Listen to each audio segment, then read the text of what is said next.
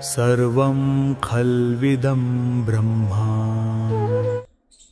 आज का हमारा टॉपिक है कर्म सिद्धांत और आसक्ति। इसमें हम अपने प्राचीन महापुरुषों का, ऋषियों का उदाहरण लेंगे और भली प्रकार कर्म सिद्धांत और आसक्ति के रहस्य को समझेंगे। सबसे पहले आप सभी को जय श्री कृष्णा। हमारा पहला टॉपिक है जिसमें हम लेंगे महर्षि विश्वामित्र जी को। महर्षि विश्वामित्र महर्षि होने से पहले एक राजा थे जिनका नाम था कौशिक। किसी बात को लेकर उनका वशिष्ठ जी से संघर्ष शुरू हो गया और वशिष्ठ जी की बराबरी करने के लिए उन्होंने तपश्चर्या का मार्ग चुना और वो तपस्या में लग गए। परमात्मा की आराधना, भक्ति, यहाँ तक कि लास्ट में जाके उन्होंने गायत्री मंत्र की भी रचना की।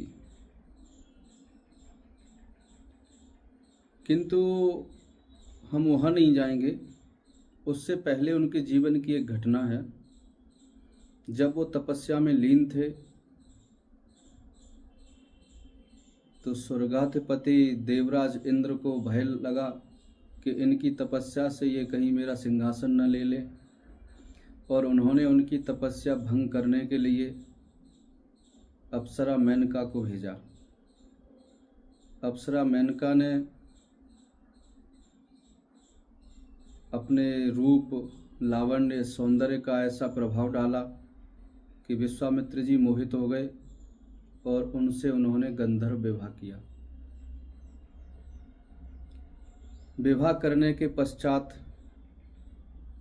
उन्होंने वैवाहिक जीवन जीना शुरू किया। इधर जब समय हो जाता है, मेनका जी वापस स्वर्ग नहीं लौटती हैं तो देवराज इंद्र को क्रोध आता है और उन्हें श्राप देने की बात करते हैं।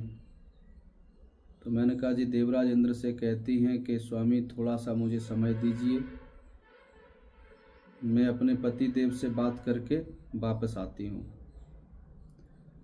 तब तक उधर क्या होता है कि मेनका जो है एक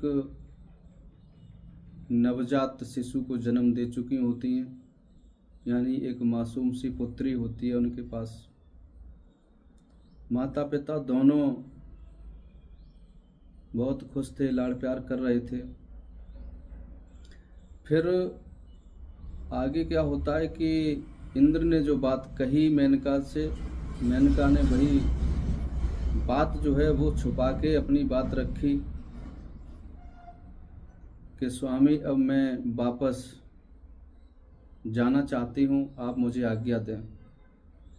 विश्वामित्र बोले कि जब तुम्हें जाना ही था तो मेरे साथ ये छल क्यों किया? मेरे साथ ये प्रेम का नाटक, विवाह का नाटक, परिवार का नाटक क्यों? गलती तुम्हारी नहीं, गलती तो मेरी ही थी कि जिस परिवार को, कुटुंब, कबीला को मैं छोड़ के आया और तुम्हारे रूप को देखकर इतना मोहित हो गया कि मैंने फिर घर बसाना शुरू कर दिया। ठीक है, तुम्हें जहाँ जाना है तुम जाओ, मैं भी जाता हूँ। जब विश्वामित्र जी वहाँ से जाने लगे, मेनका भी स्वर्ग को जाने लगी, तो एक जो नन्ही सी बच्ची थी जिन्हें मेनका ने जन्म दिया, उस बच्ची को उन्होंने वहीं छोड़ दिया। जब विश्वामित्र जी ने उस बच्ची को वहीं छोड़ा तो मेनका ने कहा कि स्वामी, मेरी गलती का दंड, मेरी भूल का दंड इस मासूम बच्ची को मत दो, इसका आप पालन पोषण करो। तो विश्वामित्र जी बोले कि ये तुम्हारा कृत्य है, जब जब तुम इसे याद करोगी तुम्हें पश्चाताप होगा, तुम पश्चाताप की अग्नि में जलती रहोगी, इतना ही तुम्हारे लिए दंड बहुत है। रही बात इस बच्ची की, परम पिता परमात्मा के होते हुए कोई भी अबला नहीं है, कोई अनाथ नहीं है। परमात्मा इसकी सारी व्यवस्था, सारा प्रबंध स्वयं करेगा। इधर मेनका भी चली जाती हैं, विश्वामित्र भी चले जाते हैं और उस बच्ची को घने जंगल में सूर्य की तपती हुई धूप के नीचे यूं ही खुला छोड़ जाते हैं। अब ध्यान दीजिएगा आप,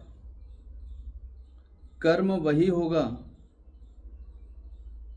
सिर्फ उद्देश्य बदलेगा। उद्देश्य बदलने से कर्म का फल बदलेगा। इस टॉपिक को हम यहीं छोड़ते हैं, इसको हम बाद में लेंगे। अब हम लेते हैं महाराज जड़ भरत। जड़ भरत जो थे वो ऋषभ देश के ऋषभ देव नाम के एक राजा थे, उनके पुत्र थे, उनका नाम था भरत। और वो राजपाट त्याग के जंगल में जाके परमात्मा की भक्ति में, आराधना में अपना समय गुजारते हैं। एक दिन क्या होता है, उनके साथ एक घटना होती है। एक मृगी हिरणी जो गर्भवती होती है उनके आश्रम से होके गुजरती है। अचानक से वहाँ एक शेर जो है उसको झपेटता है, तो उसका एक छोटा सा बच्चा होता है, वो बच्चा वहीं छूट जाता है और जो मृगी है उसको शेर खींच ले जाता है। और उस मृगी के बच्चे को फड़फड़ाते हुए देखते हैं तो जड़ भरत द्रवित हो जाते हैं।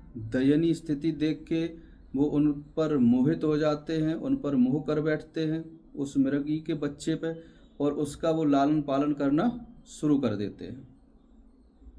धीरे धीरे समय आगे बढ़ता है। महाराज जड़ भरत का अंतिम समय आना होता है, जब उन्हें लगता है कि अब मेरे प्राण जाने वाले हैं। तो उनके दिमाग में ये ख्याल आता है कि मेरे बाद इस मृग के बच्चे का क्या होगा। यानी वो उसके लालन पालन में मोहित हो जाते हैं, आसक्त हो जाते हैं। अब वो इतने आसक्त हो जाते हैं कि उन्हें ये लगा कि इसका कर्ता धर्ता मैं हूँ, ना कि परमात्मा। अब मेरे बिना इसका कर्ता धर्ता कौन होगा, इसकी व्यवस्थाएं कौन संभालेगा। और इस आसक्ति को लेके वो प्राण छोड़ देते हैं और इस आसक्ति की वजह से वो मृग योनि में जन्म लेते हैं, यानी मानव से मृग बन जाते हैं। उधर आप आइए अब विश्वामित्र जी की तरफ। वही कार्य उन्होंने किया। उन्होंने उस बच्ची का त्याग किया, लेकिन अहम भाव से नहीं, आत्म भाव से। उन्होंने परमात्मा की सर्व व्यापकता को,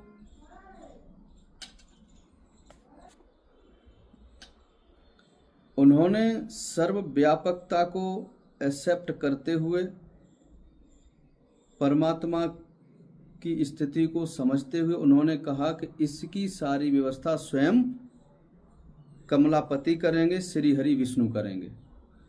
अब देखिए, उन्होंने उस बच्ची का त्याग किया, फिर वो ऋषि से महर्षि कहलाए, और इन्होंने मृगी के बच्चे का त्याग नहीं किया, फिर भी मृग योनि में गए। इस टॉपिक से आप कर्म सिद्धांत और आसक्ति को भली भांति समझ सकते हैं। कर्म एक ही है, बल्कि अगर देखा जाए लोक दृष्टि से, व्यवहारिक दृष्टि से, तो ऋषि विश्वामित्र जी ने गलत किया। एक अनाथ बच्ची को खुले जंगल में छोड़ दिया। उसके अनुसार उन्हें नरक में जाना चाहिए, लेकिन नहीं, वो ऋषि से ब्रह्म ऋषि बने, क्योंकि उन्होंने जो कुछ किया वो परमात्मा को निमित्त मान के किया। इधर महाराज जड़ भरत ने उस मृग के बच्चे की जो देख रेख की, जो परवरिश की, वो उन्होंने कर्ता भाव से की कि इसका कर्ता धर्ता मैं हूं, इसकी सुरक्षा मैं करूंगा तभी होगी, अगर मैं इसकी सुरक्षा नहीं करूंगा तो नहीं होगी। तो आप समझ रहे होंगे कर्म एक ही है, सिर्फ आसक्ति और अनासक्ति की स्थिति बदली है। कहने का तात्पर्य है कि महाराज जड़ भरत ने जो किया वो आसक्त होके किया, जिसका परिणाम उन्हें पशु योनि में ले गया, और महर्षि विश्वामित्र ने जो किया वो निरासक्त भाव से किया, और उस कर्म का उन्हें कोई फल व्याप्त नहीं हुआ। आप इस कहानी से, इस दृष्टांत से कर्म सिद्धांत और आसक्ति का रहस्य समझे होंगे। आशा है फिर भी अगर कोई भूल रही हो तो कृपया कमेंट करके हमारी मदद करें और हमें बताएं, जिससे हम और बेहतर आपको दे सकें।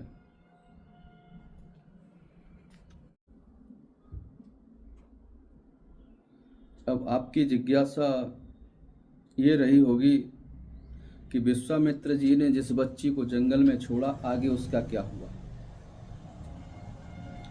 महाराज विश्वामित्र जी ने उस बच्ची को, उस कन्या को, उस गर्ल चाइल्ड को जंगल में नहीं छोड़ा। उन्होंने परमपिता जगदीश्वर के समर्पण में छोड़ा। उनका विश्वास था कि इस बच्ची को जगत पिता जगदीश्वर स्वयं संभालेगा। उस बच्ची को विश्वामित्र जी ने जब छोड़ा, तपती धूप थी, उधर से कण्व ऋषि अपनी शिष्य मंडली के साथ गुजर रहे थे, और वहाँ बच्ची जो धूप में पड़ी हुई थी उसके ऊपर शकुन नाम के पक्षियों ने अपने पंखों से छाया बिछा रखी थी। यानी पक्षियों ने धूप से, अन्य हिंसक जीवों से उस बच्ची की रक्षा की। उन शंकु नाम के पंछियों के नाम की वजह से उस पुत्री का नाम रखा महर्षि कण्व ऋषि ने शकुंतला, और महर्षि कण्व ने उनका पालन पोषण किया। आगे आने वाले समय में उस बच्ची जब वो युवा हुई तो महाराज दुष्यंत से उसका गंधर्व विवाह हुआ, और उनके एक प्रभावशाली शक्तिशाली पुत्र पैदा हुआ, जिस पुत्र का नाम था भरत, और उन्हीं के नाम से आज हमारे देश का नाम भारत है। तो इधर आप देखिए जड़ भरत ने क्या किया। उन्होंने अपना सब कुछ लगा दिया धर्म के लिए, यानी उस मृग को बचाने के लिए, सुरक्षा के लिए, जिम्मेवारी निभाने के लिए। अंततो गत्वा वो इतने आसक्त हो गए कि उन्हें मृग की योनि में ही जाना पड़ा।